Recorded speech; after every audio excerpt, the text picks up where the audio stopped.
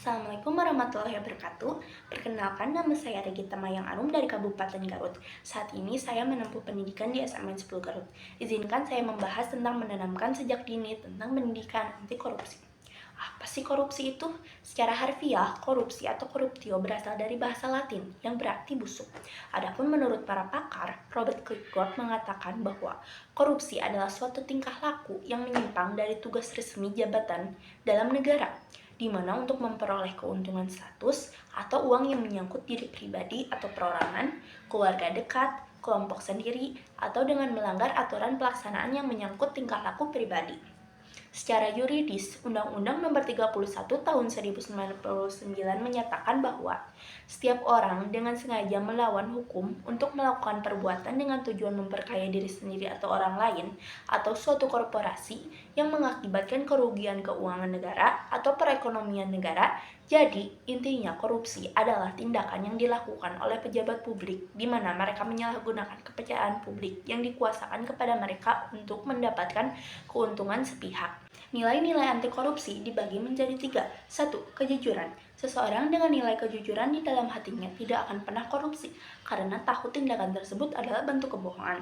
2. Integritas, yaitu konsisten berperilaku selaras dengan nilai, norma, atau etika, berarti seseorang harus bersikap berani, peduli, dan adil.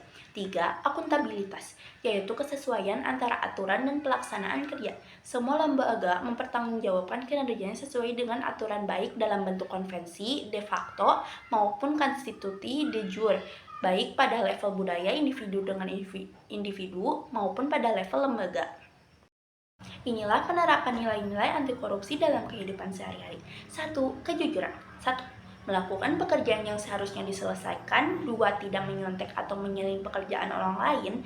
3. Tidak memanipulasi data dan fakta pada suatu pekerjaan. 4. Bersikap arif dan bijaksana dalam mengambil keputusan. 2. Kepedulian. 1. Peduli terhadap proses belajar mengajar. 2. Peduli terhadap lingkungan keluarga, sekolah, dan masyarakat. 3. Kemandirian. 1. Mengerjakan soal ujian secara mandiri. 2. Mengerjakan semua tanggung jawab dengan usahanya sendiri dan bukan orang lain. 4. Kedisiplinan. 1. Kemampuan mengatur waktu dengan baik. 2. Kepatuhan kepada seluruh peraturan dan ketentuan yang berlaku. 3. Mengerjakan segala sesuatu dengan tepat waktu. 4. Fokus pada pekerjaan. 5. Tanggung jawab. 1. Tanggung jawab terhadap diri sendiri. 2. Tanggung jawab terhadap keluarga. 3. Tanggung jawab terhadap masyarakat. 4. Tanggung jawab terhadap bangsa dan negara. 5. Tanggung jawab terhadap Tuhan. 6. Kesederhanaan. 1. Dibiasakan untuk tidak hidup boros. 2. Tidak sesuai dengan kemampuannya. 7. Keberanian. 1. Menuruti hati dan naluri diri sendiri. 2. Mengatakan apa yang dirasakan dan diketahui. 3. Membenarkan apa yang telah diketahui ditimbang orang lain. 4. Menolak suap dari atasan untuk melakukan hal-hal yang menyimpang. 8. Keadilan. 1. Memberikan orang lain sesuai hak yang seharusnya diterimanya. 2. Tidak melakukan tindakan curang dengan mengambil jatah orang lain. 3. Melakukan pekerjaan yang telah menjadi tanggung jawab sebelum mendapatkan hak. 4. Membuat keputusan tanpa memihak atau hal-hal yang mendukung unsur nepotisme. Cara berpartisipasi dalam kegiatan pencegahan korupsi di lingkungan sekolah dan masyarakat adalah 1. Pendidikan etika dan nilai-nilai integritas. Pendidikan adalah kunci dalam membangun kesadaran terhadap pentingnya integritas. 2. Peran keluarga dan lingkungan sosial.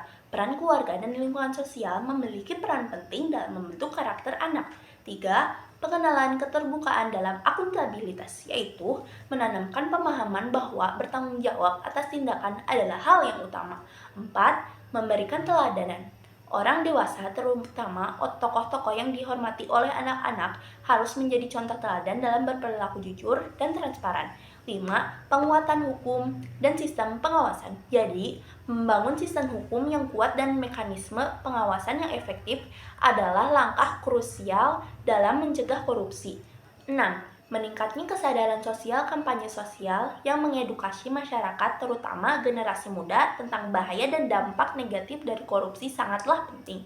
7. Penguatan keterlibatan masyarakat. Melibatkan masyarakat dalam pengambilan keputusan dan proses transparan dapat mengurangi kesempatan untuk praktik korupsi.